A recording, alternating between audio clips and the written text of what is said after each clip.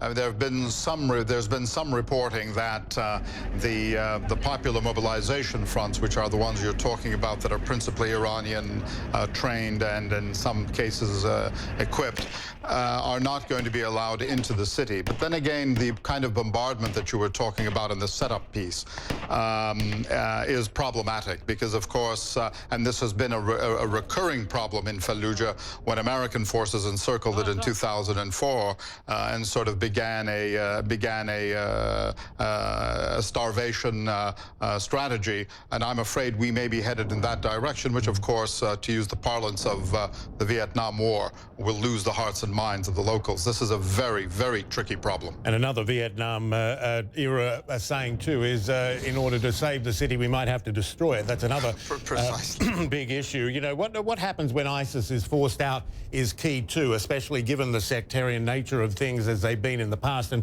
this is where a lot of the trouble began, Fallujah as well, in the sectarian sense. It's going to be key who governs the place, and even more important perhaps, what sort of support they have from the Shia-led central government.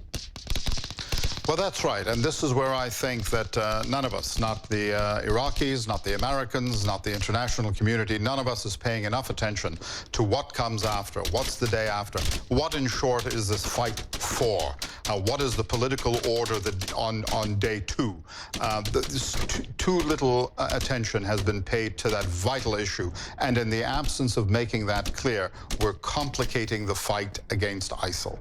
And, of course, this is all overshadowed as well as has been for some time by the precarious nature of the central government itself too, the infighting, the self-interest, the growing public anger at the failure of the government to provide even basic services. How does that complicate all of this in the battlefield?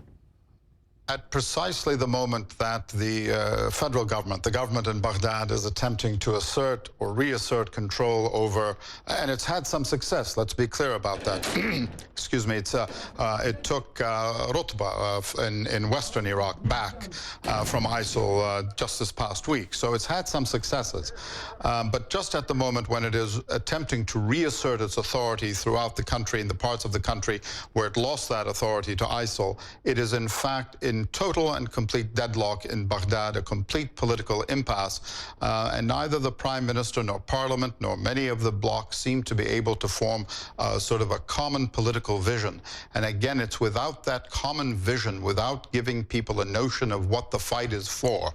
Everyone knows we're against ISIL, but what are we fighting for? In the absence of that vision, I think we tie one hand behind our back in the fight against ISIL.